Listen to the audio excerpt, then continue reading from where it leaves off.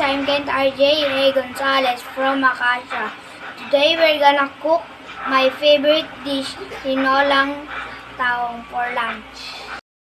Here are the ingredients: ginger, garlic, onion, salt and pepper, tahong or mussels, malunggay leaves, and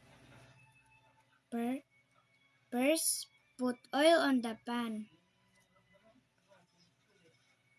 Next, saute ginger until golden brown.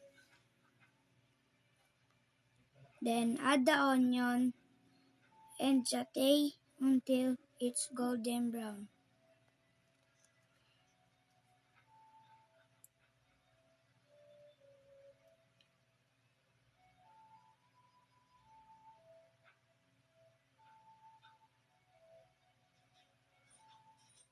Then add the garlic.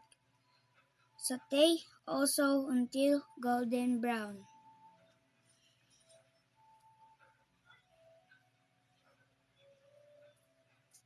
Second, add the mussels or tahong.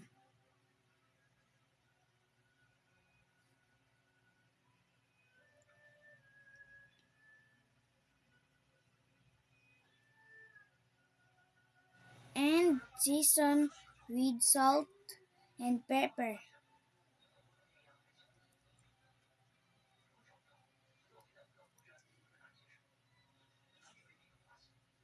Add Sprite for additional flavor.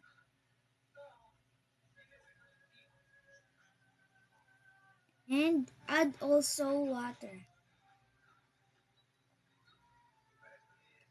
And wait until it's boiled. Lastly, please add the malunggay and green chili.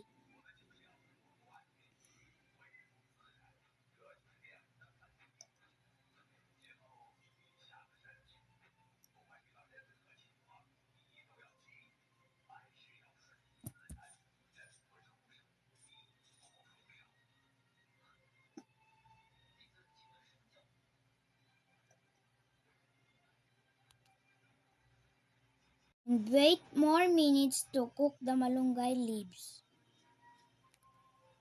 And finally, serve it while it's hot.